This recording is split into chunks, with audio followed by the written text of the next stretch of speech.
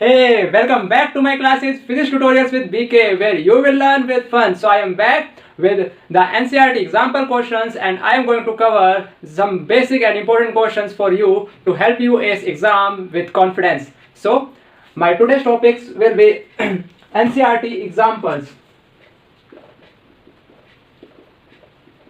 So I will cover one by one all the NCERT questions.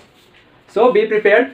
And this video is actually made by me after so many time, but I assure you that this will be going to be very much informative for you and very much knowledgeable. So keep watching, and yes, if you like my videos, then please like, share and subscribe my channel so that it can support me and I will bring such videos for you every day.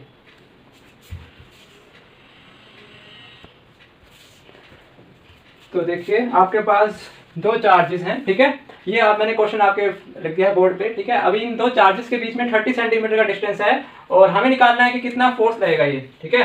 तो मैं solution लिख रहा हूँ यहाँ पे, ठीक है।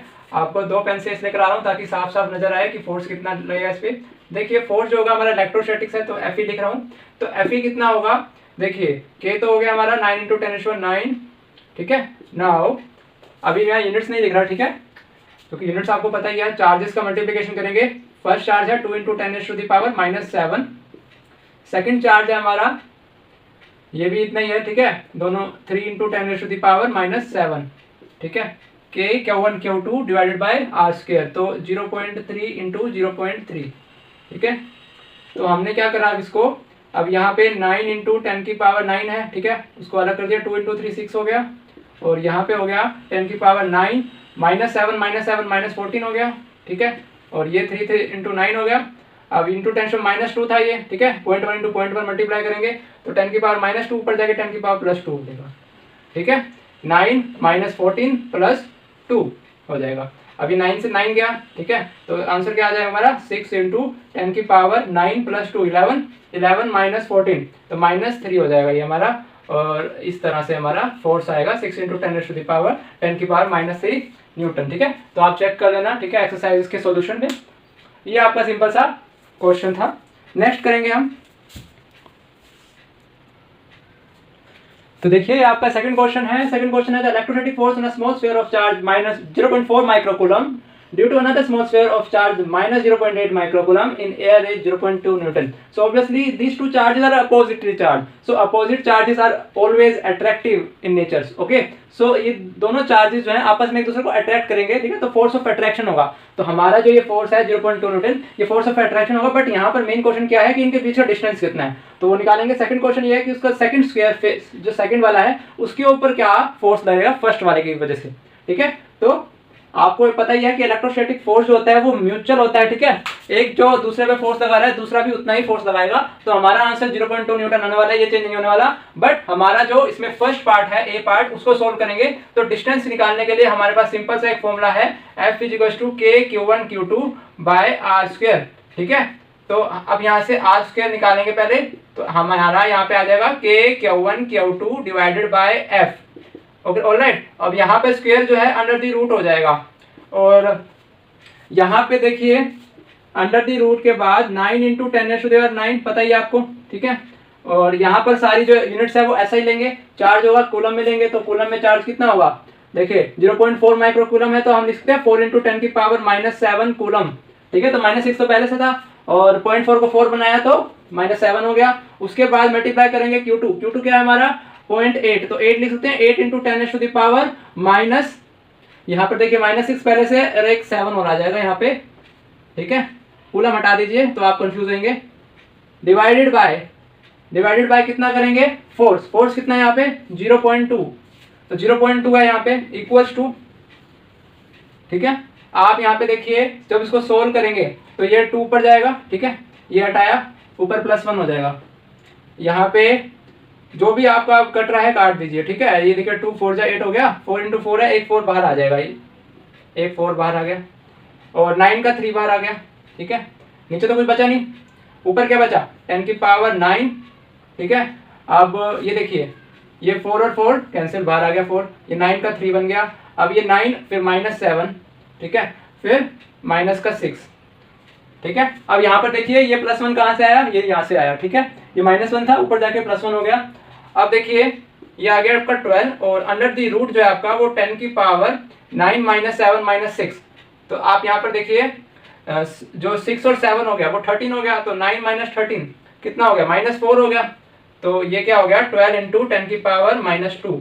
तो आप कह सकते हैं कि आपका 0.12 मीटर और आपका 12 सेंटीमीटर, आपका कितना डिस्टेंस होगा इन दोनों के बीच में, 12 सेंटीमीटर होगा डिस्टेंस, ठीक है। ये मैंने निकाल दिया। और आपको ये पता ही होगा कि यहाँ पर म्यूचुअल अट्रैक्टिव फोर्स होता है दोनों चार्जेस के बीच में। तो जितना चार्ज ये 0.4 माइक्रोकूलम लगा रहा है -0.8 पे, उतना ही -0.8 लगाएगा इस पे, ठीक है। तो हमारा बी का आंसर क्या होगा, 0.2 न्यूटन, इतना ही फोर्स लगाएगा फर्स्ट वाला हमारा, ठीक है, सेकंड पे।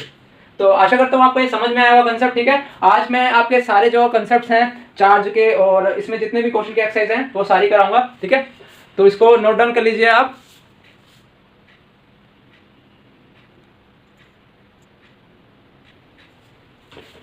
तो ये देखिए आपका नेक्स्ट क्वेश्चन है जिसमें कि आपको रेशो चेक करनी है, ठीक है। ये आपका एक इक्वेशन है, ठीक है। फॉर्मूला है आपका, उस फॉर्मूले का डायमेंशनलेस प्रूव करना है आपको, ठीक है। डायमेंशनलेस दिखाना है और आपको फिजिकल कांस्टेंट जो है वो मैंने यहाँ पे लिख दी है, ठीक है। इसमें आपका ये इलेक्ट्रोस्टैटिक कांस्टेंट है, ये ग्रेविटेशनल कांस्टेंट है, ये आपका चार्ज ऑन इलेक्ट्रॉन है, ठीक है। और ये आपका मास ऑफ इलेक्ट्रॉन एंड ये मास ऑन प्रोटॉन, ठीक है। तो चेक करते हैं, ठीक है। पहले सारी जो इनकी यूनिट्स हैं उनको रख देते हैं इस फॉर्मूले के अंदर। तो देखिए के की यूनिट क्या है, न्यूटन मीटर स्क्वायर कूलम -2, ठीक है। अब यहाँ पे देखिए आगे है चार्ज, ठीक है। तो ये कूलम का स्क्वायर हो जाएगा, ठीक है। सिर्फ यूनिट रख रहा हूँ मैं यहाँ पे, नीचे जो है न्यूटन मीटर स्क्वायर पर केजी स्क्वायर, और उसके बाद यहाँ पे ME × MP यानी कि केजी स्क्वायर। नाउ अब देखिए यहाँ पे न्यूटन मीटर स्क्वायर से न्यूटन मीटर स्क्वायर गया, केजी स्क्वायर और केजी -2 गया, कूलम -2 कूलम स्क्वायर गया, हो गया यूनिटलेस। यूनिटलेस है तो इसका मतलब क्या है, डायमेंशनलेस है। जो भी यूनिटलेस होगा हम कह सकते हैं इसको वो कि डायमेंशनलेस ही है, ठीक है। और ये बहुत ही आसान है, देखिए आपको आशा करता हूँ समझ में आया होगा कि किस तरह से हमने प्रूव करा। नाउ अब हमें क्या बताना है कि वैल्यू ऑफ दिस रेशो, ठीक है। Determine the value of this ratio, what does the ratio signify. अब रेशो जो आएगी वो क्या बताती है हमें, चलो इसकी रेशो बताते हैं हम, ठीक है। हमें ये तो पता लग गया कि वो क्या है, डायमेंशनलेस है, यूनिटलेस है, बट हमें बतानी है कि वो रेशो का वैल्यू कितनी है, ठीक है। तो रेशो की वैल्यू निकालने के लिए सारी वैल्यूज पुट कर देंगे। पहले 9 × 10⁻⁹ 9, ठीक है। मैं यूनिट नहीं लिख रहा क्योंकि यूनिट हमें पता ही है, सारी कट जानी है। तो उसके बाद हमारे यहाँ पर 1.6 × 10 की पावर -19। अब इसका जो है वो स्क्वायर है, याद रखना, ऊपर देखते जाना। फिर उसके बाद 6.67 × 10 की power -11 into mass of electron, ठीक है। मास ऑफ इलेक्ट्रॉन जो है वो ये है 9.11 होता है, 9.1 लिख दीजिए, इंटू 10 की पावर -31 kg, ये मास ऑफ इलेक्ट्रॉन होता है। और मास ऑफ प्रोटॉन जो होता है वो होता है 1.67 इंटू 10 की पावर -27 kg, ठीक है। तो इस तरह से होता है। अब इनको अगर हम सोल्व करेंगे तो देखिए यहाँ पे क्या है, सारी वैल्यू सोल्व करेंगे, ठीक है। और हम पहले क्या करते हैं, 9.1 से 9.1 कैंसिल करते हैं, एवरेज कट करते हैं, 1.6 से 1.6 कट करते हैं, ठीक है। ऐसे करेंगे और 10 की पावर को ऐड अप कर देंगे, ऊपर 9 हो गया, या -19 इंटू ट्वाइस हो गया, ठीक है। तो -38 हो गया। फिर नीचे जो है वो +11 हो गया, ये +31 हो गया एंड ये +27 हो गया। इसको सोल्व कर लेंगे हम और यहाँ पे निकाल लेंगे कितना आएगी वैल्यू। तो आपकी वैल्यू जो आएगी वो आएगी 2.27, यहाँ पर जो आएगी साइंटिफिक नोटेशन में ये वैल्यू इतनी आएगी। तो आपका जो है ये रेशो की वैल्यू आ जाएगी, ठीक है। तो आएगी 2.27 इंटू 10⁻39, ठीक है। क्योंकि देखो यहाँ प्लस वाली जीरो ज़्यादा है ना आपके, तो 39 आएगी। आप कर लेना यहाँ पे सोल्व, ठीक है। नाउ हमारी वैल्यू क्या निकालनी थी, रेशो निकालनी थी। अब ये रेशो क्या सिग्निफाई करती है, ये रेशो ये सिग्निफाई करती है बच्चा कि हमारा जो यहाँ पे ऊपर इलेक्ट्रोस्टैटिक फोर्स है, ठीक है, इलेक्ट्रोस्टैटिक है, वो इतने गुना ज़्यादा है हमारे ग्रेविटेशनल फोर्स के, क्योंकि ये देखिए ये रेशो और कोई रेशो नहीं है बल्कि force of electrostatic divided by force of gravitational.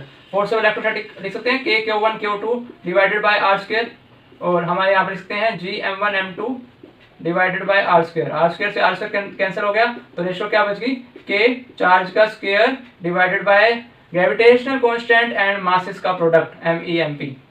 Now charge जो होगा इलेक्ट्रॉन पे या प्रोटॉन पे तो सेम ही होएगा, ठीक है, बट उसका यहाँ पर प्लस माइनस का फर्क होगा।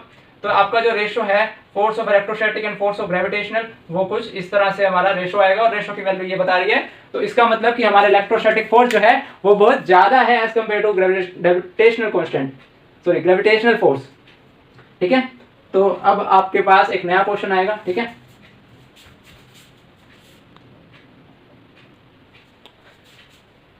तो देखिए ये आपका नेक्स्ट क्वेश्चन आ गया है स्क्रीन पे, ठीक है। तो आपके यहाँ चार चार्जेस हैं ए बी सी डी, जो आपके स्क्वायर पे लाई कर रहे हैं, कॉर्नर्स ऑफ द स्क्वायर, और यहाँ पे चार्जेस हैं 2, -5, 2 एंड -5, ठीक है। तो दो चार्जेस हमारे 2 माइक्रोकूलम के हैं और डायगोनल पे प्लेस है हमारे, और दो चार्जेस -5 के हैं और वो भी डायगोनली प्लेस्ड हैं। तो डायगोनली हैं तो देखिए यहाँ पे क्या होगा, जो भी इनका प्रोडक्ट होगा वो कांस्टेंट रहेगा, ठीक है। फोर्स ऑफ अट्रैक्शन होगा या फोर्स ऑफ रिपल्शन होगा। हमें क्या बताना है कि इस स्क्वायर के सेंटर पे 1 माइक्रोकूलम अगर चार्ज रखते हैं तो उस चार्ज पे कितना फोर्स लगेगा इन चारों फोर्सेस की, सॉरी चारों चार्जेस की फोर्स के कारण, ठीक है। तो हम यहाँ पे कैसे निकालेंगे, पहले हम यहाँ पे निकालेंगे ए की वजह से, ठीक है। तो फोर्स ड्यू टू ए, तो एफ ए लिख दिया हमने। तो एफ ए देखेंगे क्या आएगा यहाँ पे, एफ ए जो होगा मतलब force on this 1 microcoulomb due to charge on ए।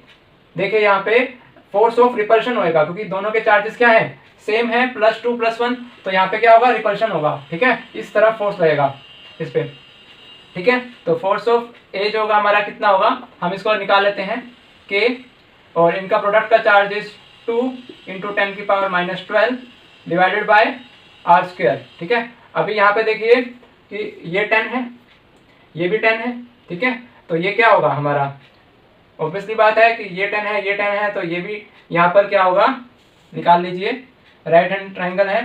तो हाइपोटेन्यूज का square is equal to perpendicular का स्क्वायर प्लस बेस का स्क्वायर। परपेंडिकुलर क्या है, 10 है, बेस क्या है आपका 10 है, तो हाइपोटेन्यूज क्या होगा, इसका अंडर द रूट होगा। तो 100 + 100 200, तो 10√2 हो जाएगा। तो 10√2 हो जाएगा। तो हम कह सकते हैं कि ये भी 5√2 है, ये भी 5√2 है, इसी तरह ये भी 5√2 है और ये भी 5√2 है। तो देखिए डिस्टेंस तो वही रहना है, तो हम कह सकते हैं इसको 5 × 25 × 2, 100 का यहाँ पर स्क्वायर हो जाएगा। लेकिन यहाँ 100 क्या है, 100 आपका सेंटीमीटर स्क्वायर है, ठीक है। तो 100 सेंटीमीटर स्क्वायर कह लो आप, ठीक है। या फिर इसको अभी आप एक काम करो कि आप ये समझो कि एक्चुअल में क्या फोर्स लगेगा, वो बात की बात है, ठीक है। देखिए एफ ए कुछ इस तरह से वैल्यू आएगी, ठीक है, समझ में आ रही है बात।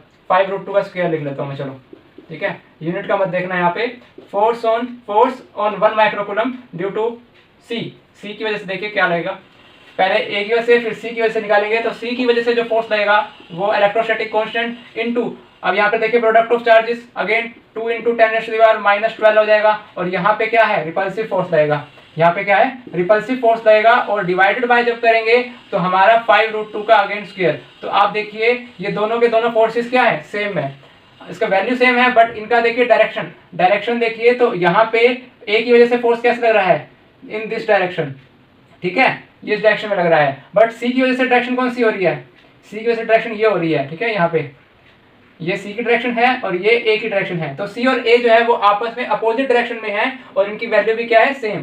तो ए और सी जो है वो कैंसिल हो जाएंगे, F A equal to -(FC), ये लिख लो कि क्या है, एफ ए जो है वो एफ सी के अपोजिट है, इक्वल एंड अपोजिट है।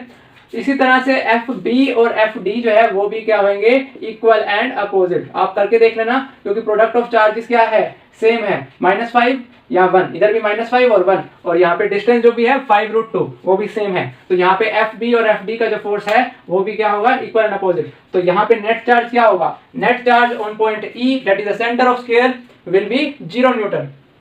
बहुत ही आसान क्वेश्चन है, ठीक है, आप इसको नोट डाउन कर लीजिए और नेक्स्ट क्वेश्चन पे चलते हैं हम। तो यहाँ पे देखिए आपका नेक्स्ट क्वेश्चन आ चुका है, और नेक्स्ट क्वेश्चन हमसे क्या कहता है कि 5th क्वेश्चन है ये, ठीक है। सॉल्यूशन इसका मैं यहाँ पे लिख रहा हूँ। ये देखिए पॉइंट ए कितना है, 0, 0 एंड -15 सेंटीमीटर, और पॉइंट बी कितनी दूर है, 0, 0 एंड +15 सेंटीमीटर, ठीक है। तो इन दोनों के बीच का डिस्टेंस कितना हो गया, यहाँ पे आप देख सकते हैं कि इनको दोनों को लाइंस को डॉट्स को कनेक्ट करेंगे। यहाँ पे आंसर कितना आ रहा है, 30 centimetre. Now 30 centimeter is the distance between A and B, and the charges are 2.5 × 10⁻⁻7 coulomb, and the other charge is -2.5 × 10⁻⁻7 coulomb. ठीक है, तो दोनों चार्जेस हमारे आ गए, चार्जेस के बीच में डिस्टेंस आ गया, तो हम बता सकते हैं यहाँ पे कि टोटल नेट चार्ज क्या है। तो नेट चार्ज क्या है, नेट चार्ज क्या होगा, 0। ठीक है ना, डायपोल मोमेंट पूछ रहा है, डायपोल मोमेंट तो होगा 2a इंटू 1 चार्ज। इधर चार्ज होगा मतलब चार्ज क्या होना चाहिए, सेम होना चाहिए डायपोल मोमेंट पे। ठीक है, तो चार्ज सेम है, 2.5 इंटू 10⁻⁻⁷।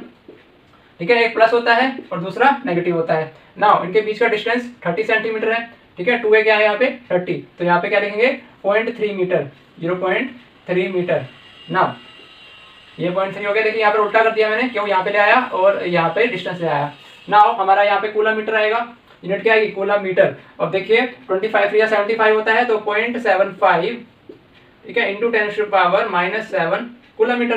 तो हम इसको लिख सकते हैं 7.5 इंटू, अब देखिए मैंने क्या करा यहाँ पे, इसको पॉइंट डिजिट को वहां लेके गया। ठीक है, तो ये एक बड़ा कर दिया मैंने, ठीक है, इसको बड़ा कर दिया, तो यहाँ पे 10⁻⁻8 आ जाएगा कूलम मीटर। ठीक है, आप चेक कर सकते हैं इतना आ रहा है कि नहीं आ रहा। 7.5 इंटू 10⁻8 कूलम, ये आपका आंसर हो जाएगा dipole moment of this particular system. ठीक है, तो हमें दो ही चीज निकालनी थी, इसमें डायपोल मोमेंट निकालना था और हमें यहाँ पर नेट चार्ज ऑफ सिस्टम निकालना था। ठीक है, तो ये आपके 5 क्वेश्चन हो गए।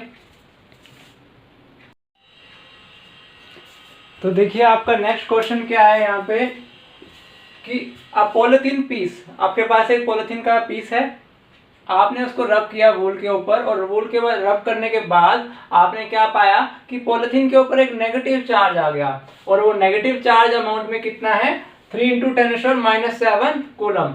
अब देखिए नेगेटिव चार्ज आया तो इसका मतलब ऑब्वियस है कि यहाँ पर इलेक्ट्रॉन्स का ट्रांसफर हुआ है from wool to polythene piece. Wool से कहाँ पे आया है, पॉलिथीन पीस पे इलेक्ट्रॉन्स आए हैं, तो इसका मतलब क्या है कि चार्ज ट्रांसफर हुआ है। तो देखिए अब जो चार्ज है और मास है, चार्ज है और मास है, ये इनसेपरेबल है। ठीक है, इनको अलग नहीं कर सकते, जहां मास है वहां चार्ज भी है और जहां चार्ज है वहां मास भी है। ठीक है, तो सेकंड क्वेश्चन जो आपसे पूछ रहा है, is there a transfer of mass from wool to polythene, तो इसका आंसर बिल्कुल यस है, क्योंकि हमारा इलेक्ट्रॉन्स ट्रांसफर हुआ है, तो इलेक्ट्रॉन्स पे चार्ज भी है और इलेक्ट्रॉन्स पे मास भी है। तो हमारा फर्स्ट क्वेश्चन के ऊपर आते हैं हम यहाँ पे कि वो पॉलिथीन पीस के ऊपर अगर चार्ज इतना आया तो नंबर ऑफ इलेक्ट्रॉन्स बताने हैं। तो हमें पता है कि चार्ज जो होता है टोटल वो Q = Ne होता है। चार्ज कितना आया 3 इंटू 10⁻⁷। ठीक है, अब देखिए इक्वल्स टू n, हमने नहीं पता n कितना है, और यहाँ पे 1.6 इंटू 10⁻⁻19 कूलम।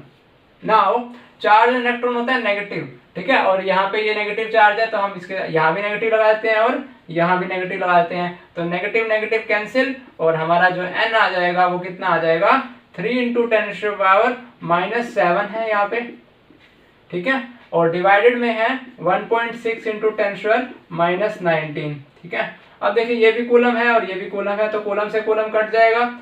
ठीक है, इसको 1.5 मान लीजिए, अप्रोक्सीमेटली 2 आ जाएगा इंटू 10⁻7 प्लस 19। ठीक है, तो 19 में से 7 गया तो कितना बच गया, प्लस का 12, तो आपके पास इतने इलेक्ट्रॉन जो है वो ट्रांसफर हुए। ठीक है, देखिए ना 19 माइनस 7, ठीक है, तो आपके पास 12 आ गया, और ये मतलब अप्रोक्सीमेटली जो होएगा वो कितना होएगा 2 के करीब होएगा। ठीक है, तो वैसे 1.9 होगा, ठीक है, लेकिन आप लिख सकते हैं कि 2 इंटू 10⁻, इस तरह से लिख दीजिए 1.97 इंटू 10⁻12, इतने इलेक्ट्रॉन्स का ट्रांसफर हुआ है। नाउ ये तो नंबर ऑफ इलेक्ट्रॉन्स आ गए। अब दूसरा क्वेश्चन तो उसने पूछा था मास और इलेक्ट्रॉन्स किस तरह से, मास और चार्ज का क्या रिलेशन है, कि अगर चार्ज जा रहा है तो मास भी जा रहा है, तो यस है, तो ये आपका सोल्व हो गया। ठीक है, तो अब पहुंचेंगे हम नेक्स्ट के पास। ये देखिए आपका नेक्स्ट क्वेश्चन है, two insulated charge copper spheres A and B have their centre separated by distance 50 centimetre. जैसे कि मैंने 2 कॉपर स्फीयर्स बनाए और उनके डिस्टेंस बीच में 50 सेंटीमीटर आपको दिखा दिया है। अब ये पूछ रहा है कि म्यूचुअल फोर्स ऑफ रिपल्शन अगर होएगा इन दोनों A and B के बीच में, तो वो कितना होएगा अगर चार्जेस का जो वैल्यू है वो 6.5 इंटू 10⁻⁻7 कूलम है। तो हम यहाँ पर निकालेंगे म्यूचुअल फोर्स ऑफ रिपल्शन। तो म्यूचुअल फोर्स ऑफ रिपल्शन का फॉर्मूला हमारा ये हो गया, यानी कि electrostatic force. Now 9 into 10⁻9 coulomb metre square, ठीक है, याद रखना है इसका, कि देखिए न्यूटन मीटर स्क्वायर पर कूलम स्क्वायर। अब यहाँ पे इंटू चार्ज का क्या है 6.5 इंटू 10⁻⁻7, इसका स्क्वायर हो जाएगा। ठीक है, 6.5 इंटू 10⁻⁻7 का स्क्वायर एंड यहाँ पे कूलम स्क्वायर, क्योंकि यहाँ पे चार्ज का स्क्वायर हो गया, डिवाइडेड बाय आर, रेडियाई के बीच का डिस्टेंस कितना है 0.5, तो 0.5 इंटू 0.5 25 इंटू 10⁻⁻2। अब देखिए इसको सोल्व करेंगे तो यहाँ पे 9 तो एज इट इज रहेगा इंटू 10⁻9, इधर याद रखना मीटर स्क्वायर है। ठीक है, तो सब कुछ कट के न्यूटन आएगा। नाउ अब देखिए 6.5 इंटू 6.5 करेंगे। ठीक है, तो हमारा यहाँ पर कर लेंगे क्या वैल्यू आती है। ठीक है,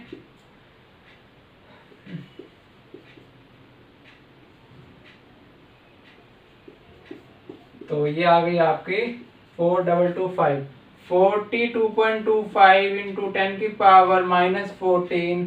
अब देखिए ये यहाँ पे कूलम स्क्वायर से कूलम स्क्वायर गया। ठीक है, न्यूटन मीटर स्क्वायर आ गया, मीटर स्क्वायर से मीटर स्क्वायर चला जाएगा, न्यूटन आ जाएगा, डिवाइडेड बाय द 25 है इंटू 10⁻⁻2। अब देखें यहाँ पे इसको फिर सोल्व करेंगे। ठीक है, तो आपका निकाल लेना क्या आएगा। ठीक है, जो भी आपका आंसर आता है वो हमारा क्या होगा, रिपल्शन फोर्स होगा। ठीक है, यहाँ पे आपका मेन बात क्या है कि आपको निकालना आना चाहिए, आपको फॉर्मूला पता होना चाहिए। ठीक है, फिर उसका बाद आप तो निकाल ही लोगे। ठीक है, लेकिन आपको फॉर्मूला ही नहीं आता होगा फोर्स से, अगर फॉर्मूला ही नहीं आता होगा तो आप कहाँ तक रिजल्ट तक पहुंचोगे। ठीक है, तो अब ये आ गया हमारा इलेक्ट्रोस्टैटिक फोर्स। ठीक है, let's say the value be x newton. ठीक है, निकाल लेना आप। The radii of A and B are negligible as compare to distance, तो हम यहाँ पर नेग्लिजिबल लेके चल रहे थे। ठीक है, तभी हमने डिस्टेंस का यहाँ पे कोई इफेक्ट नहीं देखा, इनका रेडिया जो है वो कम में है as compare to the distance between the two spheres. ये आपका नेक्स्ट हो गया।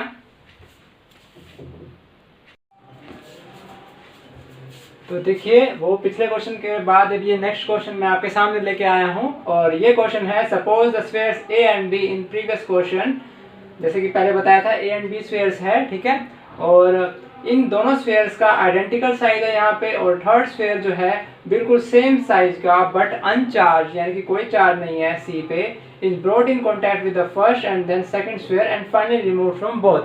तो उसके बाद जो है फाइनली ये रिमूव कर दिया जाता है दोनों स्फीयर से कॉन्टैक्ट में लाने के बाद। तो हमसे ये पूछा जा रहा है कि what is the new force of repulsion between A and B. तो न्यू फोर्स ऑफ रिपल्शन क्या है बिटवीन ए एंड बी। तो यहाँ पे देखिए बहुत सिंपल सा है ये, इसका हमको यहाँ पर क्या फॉलो करना है, जनरल रूल फॉलो करना है। जनरल रूल क्या कहता है हमारा यहाँ पे कि मैं आपको थोड़ा ये मिटा रहा हूँ। ठीक है, तो आपको ज़्यादा समझ में आए।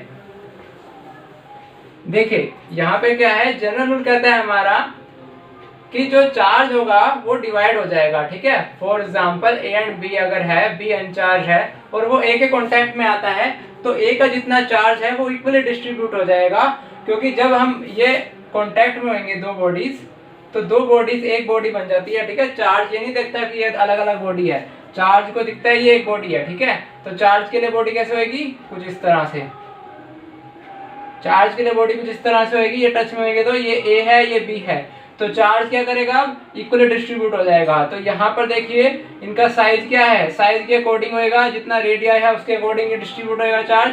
तो क्यू चार्ज था हमारा ए के ऊपर, तो यहाँ पे q/2 हो जाएगा और यहाँ पे q/2 हो जाएगा, यानी कि इक्वली डिस्ट्रीब्यूट हो जाएगा।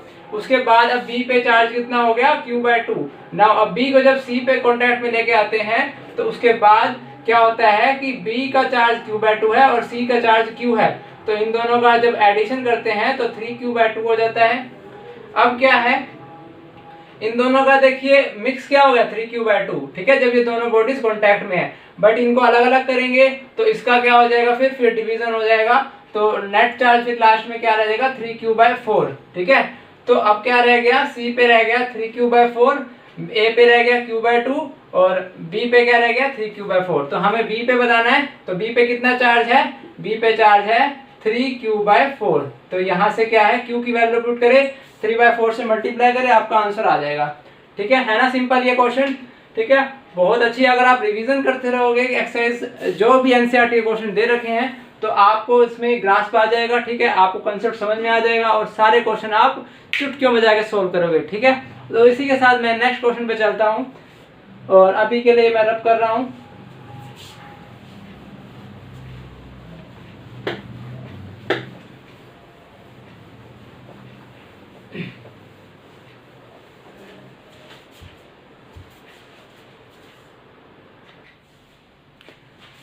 तो देखिए बच्चों, इसमें क्या है, नेक्स्ट क्वेश्चन मैंने आपके सामने बोर्ड पे लिख दिया है, ठीक है। और ये पूछ रहा है कि इस फिगर में जो ट्रैक्स दिखाए जा रहे हैं 3 चार्ज पार्टिकल के, उसको देखते हुए आपको इस इलेक्ट्रोस्टैटिक फील्ड में सबसे ज्यादा कौन सा चार्ज पार्टिकल दिख रहा है कि जिसका चार्ज टू मास रेशो ज्यादा है, Q/m, ठीक है। तो हमें बताना है Q/m रेशो किसका ज्यादा है, ठीक है, इन चार्ज पार्टिकल में।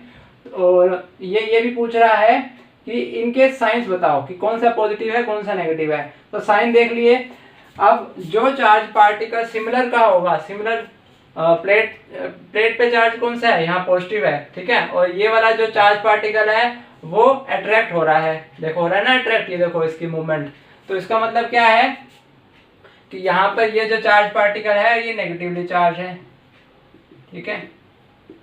ये वाला चार्ज पार्टिकल क्या है, नेगेटिवली चार्ज है। उसके बाद अब ये देखो ये भी अट्रैक्ट हो रहा है, तो इसका मतलब ये भी नेगेटिवली चार्ज है।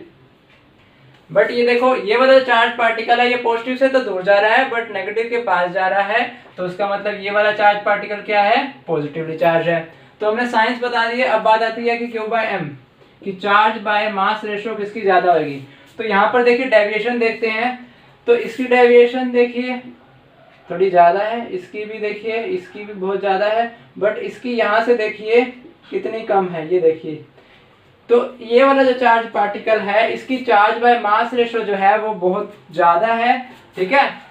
हम इससे पता लगा सकते हैं कि देखिए मास जो है वो हम मान के चल रहे हैं कि सारे के सारे क्या हैं, प्रोटॉन और इलेक्ट्रॉन है, ठीक है। तो मास ऑलमोस्ट एवरेज है, बट यहाँ पे चार्ज उसी का ज्यादा होगा जो ज्यादा डेविएट करेगा, मतलब ज्यादा उसका डेविएशन होएगा टूवर्ड्स यानी इलेक्ट्रोस्टैटिक प्लेट। देखिए ये प्लेट की ज्यादा अट्रैक्शन है इस चार्ज पार्टिकल का। तो इससे हमें पता लग रहा है कि अगर ये A, B and C charge particle है तो जो C चार्ज पार्टिकल है उसका Q/m क्या होगा, ज्यादा होगा सबसे, ठीक है। तो है ना आसान सा क्वेश्चन। इसी के साथ अब एक नेक्स्ट क्वेश्चन करते हैं। तो देखिए बच्चों आपका नेक्स्ट क्वेश्चन मैंने लिख दिया है, ठीक है। यहाँ पे क्या है कि एक इलेक्ट्रिक फील्ड है यूनिफॉर्म जिसका वैल्यू है 3 × 10⁻³ और एक डायरेक्शन में है वो, ठीक है, जो एक्स एक्सिस में है, न्यूटन पर कूलम, जैसे कि आपको पता ही है। What is the flux of this field through a square of 10 centimetre, ठीक है। अब स्क्वायर है आपका 10 सेंटीमीटर का, उसके थ्रू क्या फ्लक्स होएगा, ठीक है, ये पूछ रहा है। On a side whose plane is parallel to the YZ plane, ठीक है। तो वो क्या कह रहा है, कुछ इस तरह से कह रहा है। पहले आपको YZ प्लेन बताना चाहिए, ठीक है। मान लेते हैं कि एक्स डायरेक्शन ये है, ठीक है, या तो ऐसे कर लेते हैं कि YZ ये है, ये Y है, ये Z है, ठीक है, और X जो है वो सामने है, ठीक है, इस तरह से दिखा रहा हूँ X। नाउ तो अब वो क्या कह रहा है कि वो जो स्क्वायर है हमारा, ठीक है, वो इलेक्ट्रिक फील्ड में रख दिया गया है और वो 10 सेंटीमीटर का है। तो हमें फ्लक्स बताना है on a side whose plane is parallel to YZ plane, ठीक है। तो YZ प्लेन कहाँ पर है, ठीक है, तो उसका प्लेन क्या है, YZ प्लेन इस तरह से हमारा स्क्वायर है, ठीक है। अब क्या है, स्क्वायर की सेंटीमीटर की साइड क्या है, 10 सेंटीमीटर है, 10 सेंटीमीटर है। तो अब ये 10 सेंटीमीटर साइड रख दिया हमने और इलेक्ट्रिक फील्ड कितना है, 3 × 10⁻³ एक्स एक्सिस में है, न्यूटन पर कूलम है, ठीक है। नाउ हमें बताना है कि फ्लक्स कितना है, ठीक है। इलेक्ट्रिक फ्लक्स जो होता है वो क्या होता है, इलेक्ट्रिक फील्ड इनटू एरिया, ठीक है। तो या फिर हमें इस तरह भी कह सकते हैं, ये क्रॉस प्रोडक्ट होता है क्योंकि EA cos थीटा हम कह सकते हैं, ठीक है। इलेक्ट्रिक फील्ड और एरिया वेक्टर में जो आपका एरिया होता है, एंगल होता है, उसका कोसाइन फंक्शन होता है, ठीक है। तो इलेक्ट्रिक फील्ड हमें पता है, एरिया हमें पता है, ठीक है, 100 सेंटीमीटर स्क्वायर है। तो 100 सेंटीमीटर स्क्वायर है तो उसको क्या कर देंगे हम, मीटर स्क्वायर में कर देंगे, ठीक है। तो मीटर स्क्वायर में करने के लिए आपको पता है कि 1 मीटर स्क्वायर जो होता है उसके अंदर 10⁻⁴ सेंटीमीटर स्क्वायर होता है।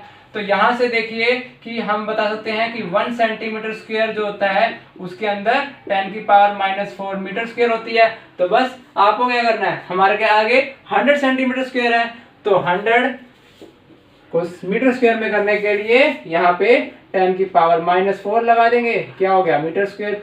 तो -4 + 2 क्या हो गया 10⁻⁻2 मीटर स्क्वायर। ठीक है, तो यहाँ पर इलेक्ट्रिक फील्ड कितना है अपना 3 × 10⁻³ इंटू एरिया कितना है हमारा, एरिया है 10⁻⁻2।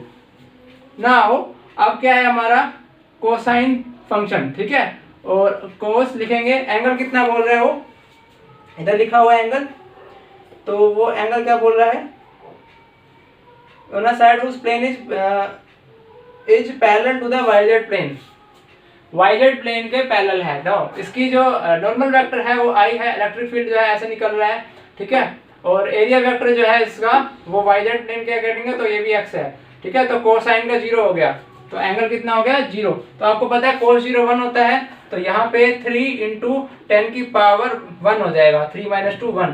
तो इसको हम इस तरह लिख सकते हैं कि 10 की पावर तो 10 हो गया, तो इसका मतलब क्या हो गया, ये हो गया 30 क्या हो गया इसका न्यूटन, इसका देखिए न्यूटन पर कूलम होता है। ठीक है, और ये एरिया मीटर स्क्वायर होता है, तो न्यूटन मीटर स्क्वायर, ठीक है, पर कूलम, ये हो गया फ्लक्स की यूनिट, न्यूटन मीटर स्क्वायर पर कूलम। ठीक है ना आसान, देखिए बहुत ही आसान है। आपको बताया था मैंने F = QE होता है। ठीक है, देखिए तो यहाँ पे कूलम है। ठीक है, ये क्या हो गया न्यूटन पर मीटर स्क्वायर, न्यूटन पर कूलम सॉरी।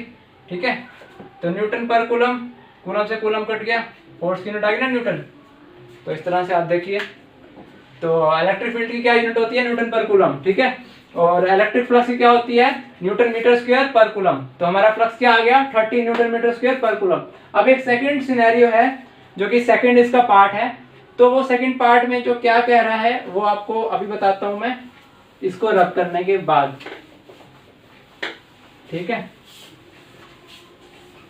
तो देखिए सेकंड पार्ट वो बता रहा है कि यही स्क्वायर है, what is the flux through the same square if the normal to its plane makes an angle 60 degree with the x axis। now अब एंगल क्या हो गया 60 degree with the x axis। देखिए इलेक्ट्रिक फील्ड की direction तो change नहीं हुई, but हमारा जो स्क्वायर है उसका नॉर्मल वेक्टर जो है, देखिए मान लीजिए कि ये हमारा स्क्वायर है। ठीक है, और ये जो इसका है जो भी प्लेन होता है ना, उस प्लेन के बिल्कुल परपेंडिकुलर होता है, प्लेन की क्या होता है बिल्कुल परपेंडिकुलर होता है हमारा नॉर्मल वेक्टर। ठीक है, नाउ हमारी इलेक्ट्रिक फील्ड कहाँ है इस डायरेक्शन में, और ये एंगल कितना है 60 डिग्री। तो हमारा फ्लक्स क्या हो जाएगा, फ्लक्स हो जाएगा electric field into area into cos theta. Now electric field कितना है वही हमारा, यहाँ पुट कर देंगे वैल्यू इलेक्ट्रिक फील्ड की। तो इलेक्ट्रिक फील्ड है हमारा 3 × 10⁻³ और एरिया कितना है हमारा, एरिया है यहाँ पे 100 सेंटीमीटर स्क्वायर, तो उसको मैंने बताया था कि वो क्या हो जाएगा 10⁻⁻2 हो जाएगा। ठीक है, और कोसाइन 60, cos 60 क्या होता है 1/2, तो यहाँ पे क्या हो जाएगा 1.5 × 10, ओनली 10 बचेगा 3 - 2, तो यहाँ पे क्या आ जाएगा 15 न्यूटन मीटर स्क्वायर पर कूलम। ठीक है, ये हो जाएगा अपना इलेक्ट्रिक फ्लक्स। ठीक है, जब 60 डिग्री का एंगल बन रहा है इलेक्ट्रिक फील्ड के साथ, तो है ना आसान। तो ये बस आपको प्रैक्टिस करनी है। ठीक है, because practice makes a man perfect, so you have to practice more and more so you can get a grasp of all the content that has been described in this chapter in this book। Alright, तो आपको क्या करना है कि आपको NCERT अच्छे से करनी है फिजिक्स की, ताकि आपके जो बेसिक एंड फंडामेंटल्स हैं वो आपके स्ट्रॉन्ग हो पाए। ठीक है, क्योंकि अगर बेसिक एंड फंडामेंटल स्ट्रॉन्ग होंगे ना, फिर आपको हार्ड क्वेश्चंस करने में भी ज़्यादा डिफिकल्टी नहीं आएगी, क्योंकि आपके फंडामेंटल स्ट्रॉन्ग है। ठीक है, क्योंकि देखिए अगर सिंपल सी बात है कि अगर बिल्डिंग है तो बिल्डिंग के जो ब्लॉक्स होते हैं, ठीक है, और नींव रखते हैं, अगर वो नींव स्ट्रॉन्ग है तो बिल्डिंग कितनी भी ऊंची बने वो टिक जाती है। इसी तरह से आपके फंडामेंटल अगर स्ट्रॉन्ग है तो आप कितने भी डिफिकल्ट क्वेश्चंस करने की अटेम्प्ट करेंगे आप कर पाओगे। ठीक है, तो यहाँ पे मेरा जो आपका पढ़ाने का उद्देश्य है वो आपको स्ट्रॉन्ग फंडामेंटल्स के ग्रास्प करना है, ताकि स्ट्रॉन्ग फंडामेंटल से आप हार्ड से हार्ड और डिफिकल्ट से डिफिकल्ट क्वेश्चंस को अटेम्प्ट कर सकें, ठीक है। क्योंकि आगे मैं बता रहा हूँ कि अभी 11th है और 12th में भी पढ़ा रहा हूँ, ठीक है। तो 11th 12th एक साथ चलती है मेरी। इसके अलावा आगे आने वाले टाइम में मैं कुछ एडवांस फिजिक्स भी पढ़ाऊंगा, ठीक है। बट वो फ्यूचर प्लान्स है, अभी मैं आपको कोई गारंटी नहीं दे सकता इसकी। बट हाँ, अगर ये सारा कोर्स टाइमली और जैसा मैंने सोचा है वैसे पूरा हुए तो उसके बाद मैं आगे भी पढ़ाऊंगा। तो उसके लिए आपको बेसिक फंडामेंटल स्ट्रॉन्ग होने चाहिए, ठीक है। नेक्स्ट करते हैं। तो देखिए आपका नेक्स्ट क्वेश्चन यहाँ पे आ चुका है, ठीक है। यहाँ पे आपका नेट फ्लक्स बताना है इलेक्ट्रिक फील्ड ईज पे, ठीक है, जिसपे आपका एक साइड 20 सेंटीमीटर का क्यूब है। तो अगर मैं आपको क्यूब ड्रॉ करके बताऊं तो ये आपका क्यूब है,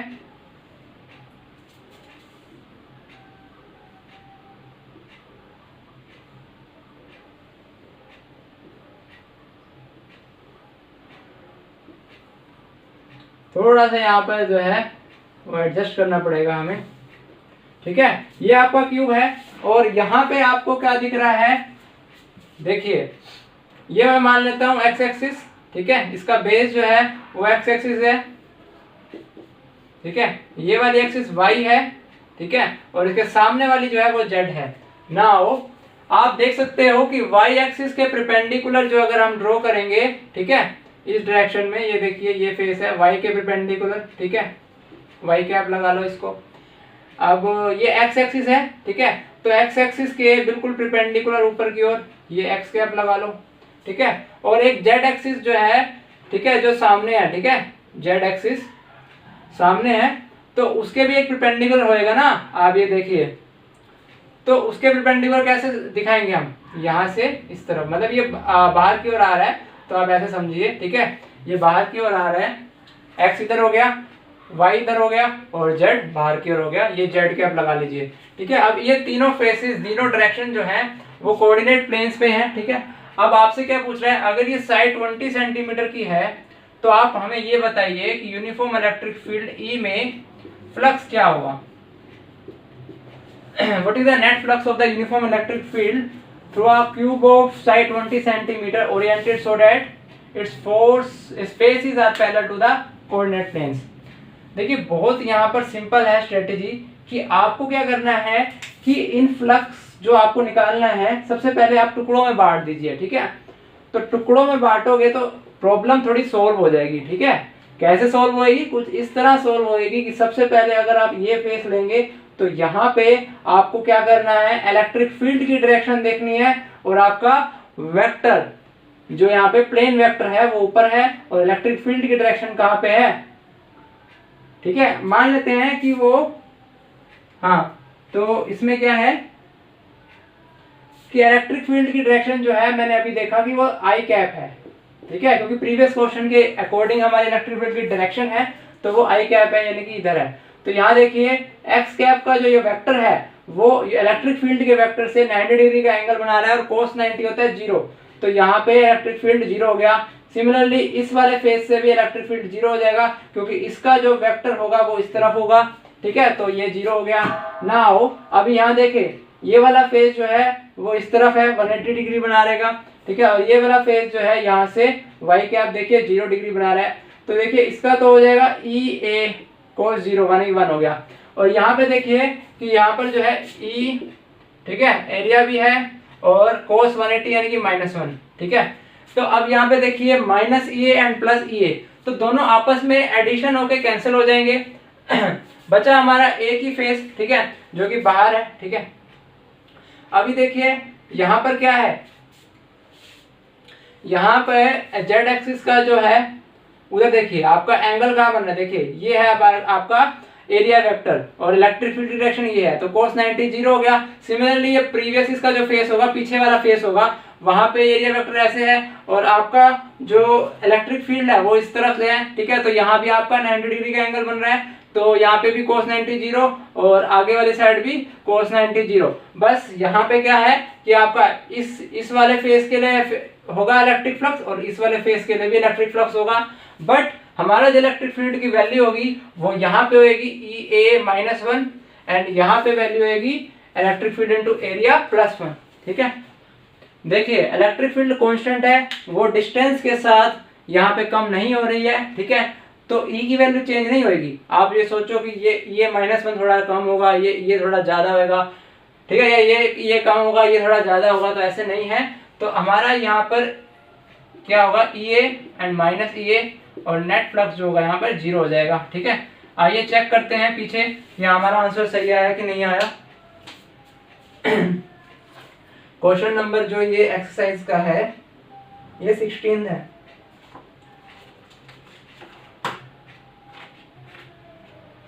अभी देख लेते हैं। ठीक है, अगर नहीं आया तो एक और ट्रिक देखेंगे फिर हम।